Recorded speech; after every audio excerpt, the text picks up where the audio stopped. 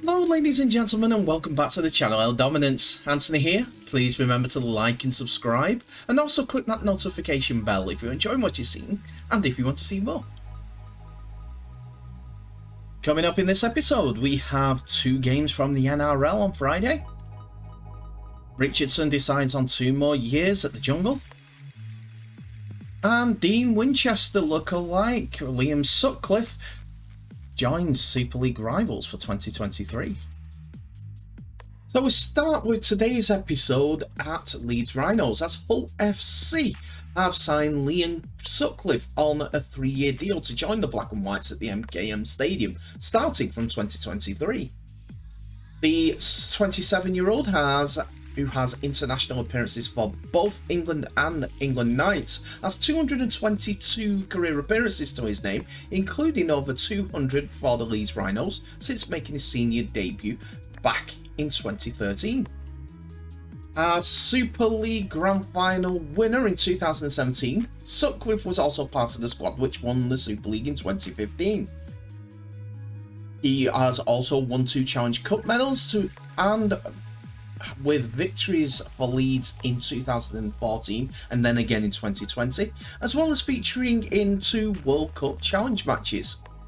A tall, skillful centre, Sutcliffe could be used as an invaluable utility player option for Brett Hodgson's squad, with the ability to play in the back row, lock forward, half-back and full-back, and is a proven point scorer, as he is also a reliable goal kicker, having scored 70 tries and over 250 goals for his hometown club, with 8 tries in 19 appearances this season.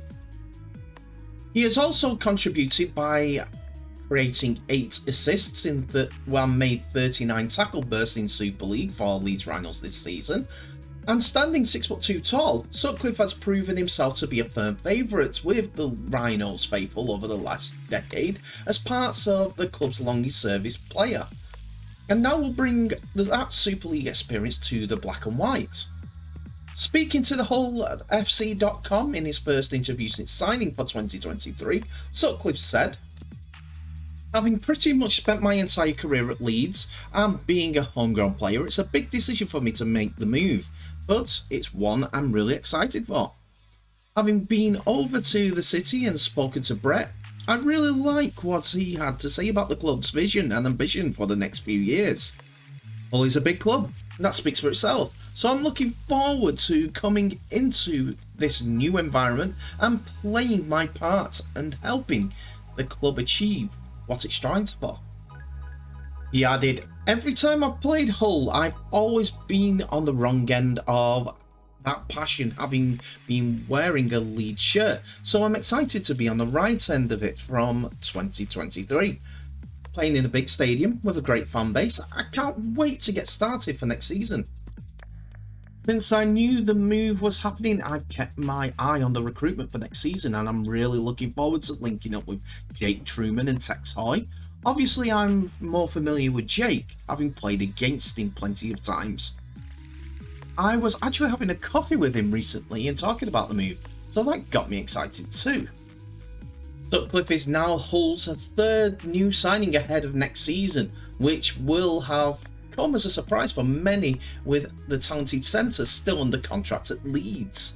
Having seen the club work hard for his signature, Hull FC head coach is pleased to have added another important player to the squad for next season, and he's really grateful for the club for the efforts in securing Liam's signature. It's not often, he says, that a player of his calibre comes available while still under contract.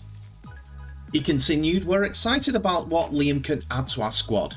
His utility value adds some real strength across the park for us, being able to fill in a number of positions when required to do so, and his recent performances at centre for Leeds has showcased his quality. He comes to us as a proven winner with multiple honours under his belt, and to have over 200 games under his belt. At just 27 years old, he is in his prime of his career and will add invaluable experience to our playing squad for 2023 and beyond."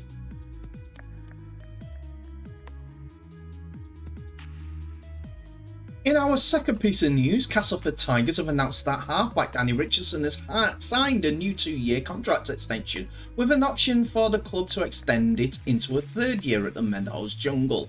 Richardson has played 43 times for the Tigers across all competitions, scoring 5 tries and slotting over 134 kicks. A vital cog in the Tigers' wheel, Danny directs play from the middle of the park and has shown great consistency throughout his time at Weldon Road.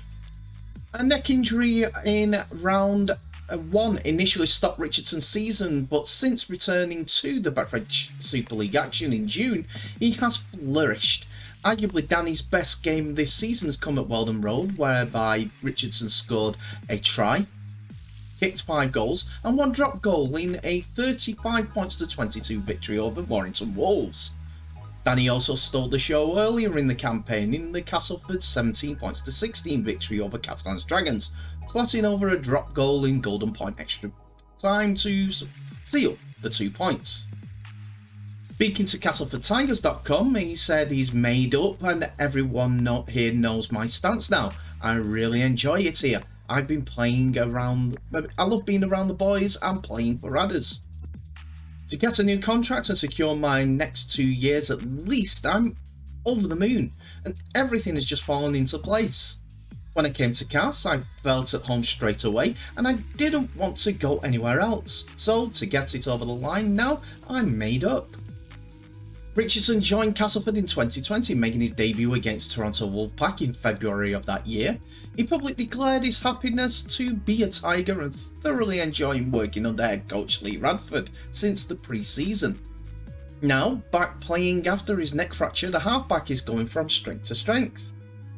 I had a good pre-season under Radders, having that 4 months out with my neck injury, looking from afar, watching the boys, you miss it.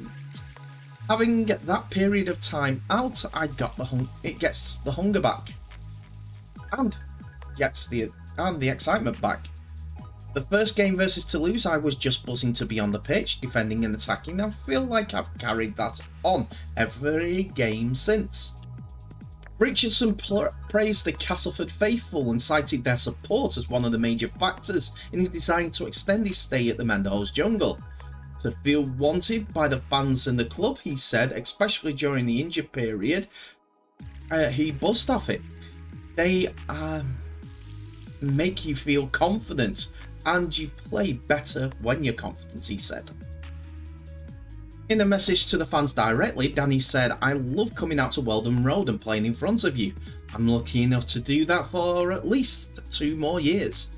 I want you to know that I will give 100% every game and every time I step out onto the field. I can't wait to play in front of you again soon. His head coach Lee Radford said he's pleased to have one of his key men tied down at Weldon Road for at least 2 more years, and had this to say on his extension, in his form since injury. First of all, he said Danny was a great kid. I'm really enjoying working with him and having good things to say about him too. He also went on to say, when he came back in his first game after his serious neck injury, he was really top draw, and we're still a work in progress with him in what we want from him. He turns up to training with a really good energy about him every day, with the right temperament. For that reason, you always give yourself a chance of bettering yourself, and that is what Danny does. We're going to have some options in the halves next year. It gives us a really different type in that position, different style in that position, and if this year is to prove anything, to have as many options there as possible can be important. The turnaround of games for players this year in particular has been higher than any other, and I can't see next year being any different. So to have as many options there as we can do will be important.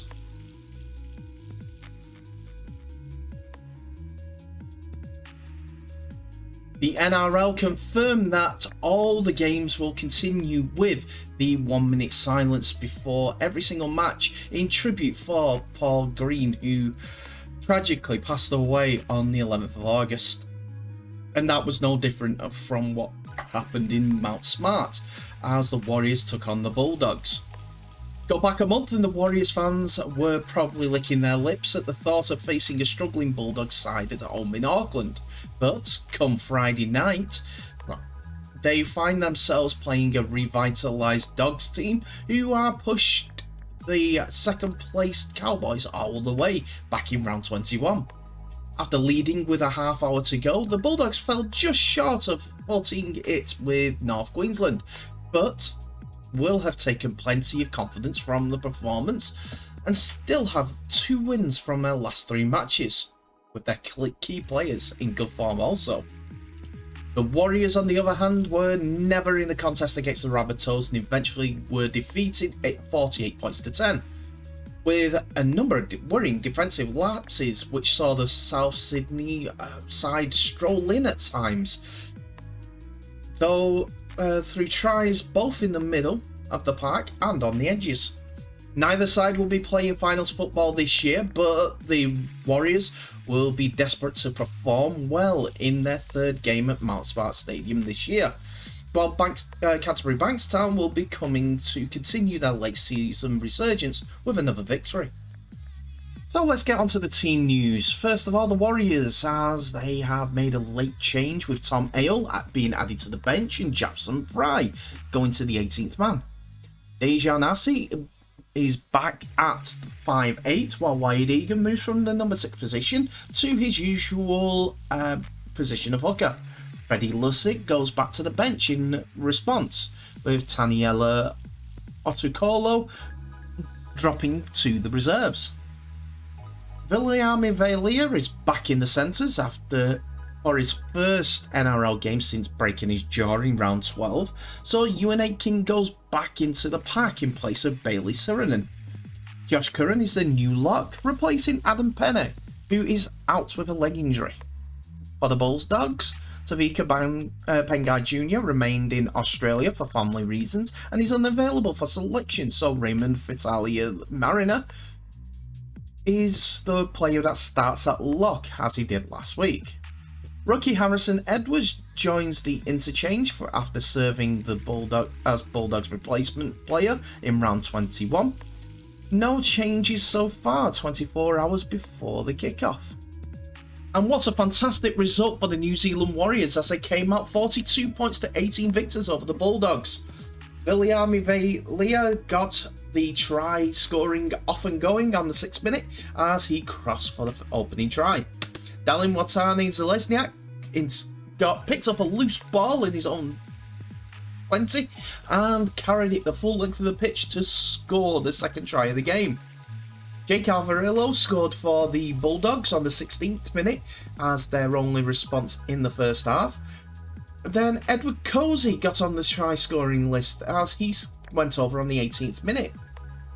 Half time came around and it was 18 points to 6, with Walsh kicking 3 and Burton kicking 1. Into the second half, it was Carl Flanagan who opened the scoring in the second half for the Bulldogs.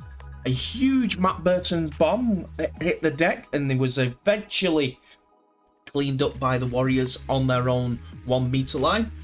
But straight from the first play of the ball, Reece Walsh coughed up the ball for Carl Flanagan to pick up and go in untouched to score the Bulldogs' 2nd try. 2 became 3 as Josh Adokar intercepted a ball inside their own 20 metres and he raced the rest of the length of the field to score in basically the same position on the other side from what BWZ did earlier in the game. Then the Warriors woke up again. Alessia Katoa went over on the 56th minute, so did Sean Johnson on the 74th, and then it was quick tries after that, with Edward Cozy going over for his 2nd on the 76th minute and Adam Fanua Blake scoring his 1st try of the season on the 79th minute after a fantastic spiralling bomb from the Warriors. Reece Walsh finished with 7 kicks from 7 for the day, while Matt Burton kicked 3 from 3. But it's a Warriors day at Mount Smart with the victory.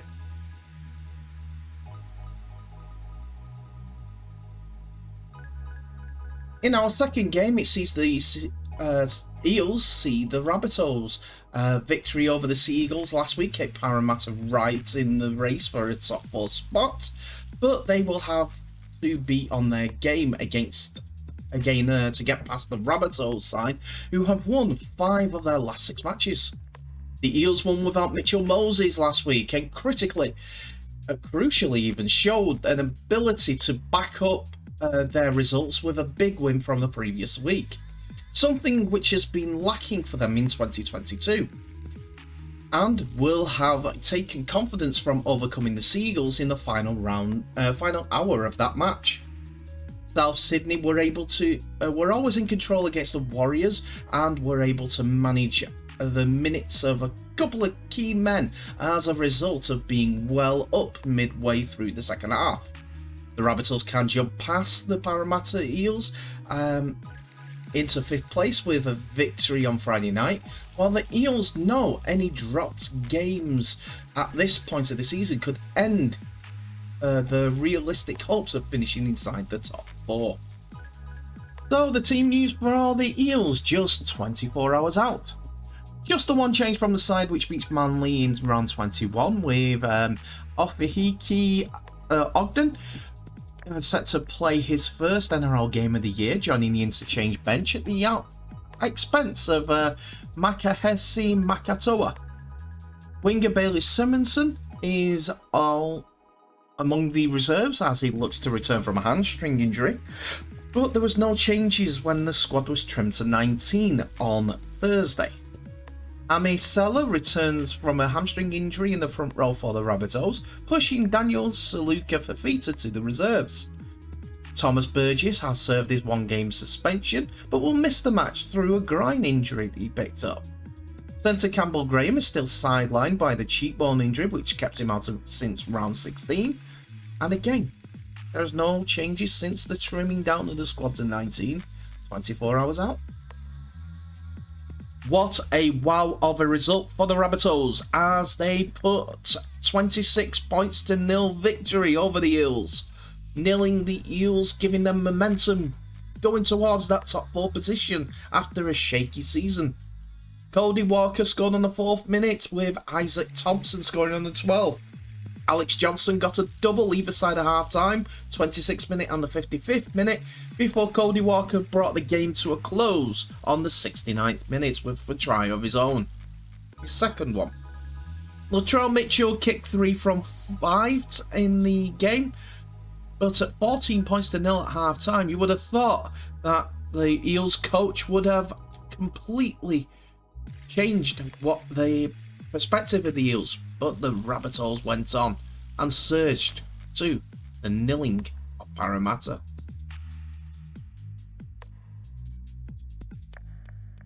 And that's it for another episode, ladies and gentlemen. Thank you so much for watching. Please remember to like, subscribe and share this video worldwide, as well as clicking that notification bell for any updates on new videos that may be coming your way. Tell me what your thoughts are of today's games. There was a lot to go through, but all 4 teams putting up some effort and hopefully entertained you during the day. And then there's the transfer notice in Hull, with Liam Sutcliffe crossing from Leeds to Hull for the Black and Whites. Interesting signing, will be a good one for the Black and Whites, we don't know. But the Harley Birds have stolen the march with Tom Opacic, Tex Hoy and now Liam Sutcliffe being added to their backs division. Danny Richardson looking to control the goal forward for Castleford, another top player, and is staying for 2 years. Good signing, Castleford fans? You tell me in the comments below. Comment section is open. I will just end today by saying thank you so much for watching. Please remember to share this video worldwide. Please stay safe. I wish you all the best. And also, reach out and talk to somebody. Someone's always there.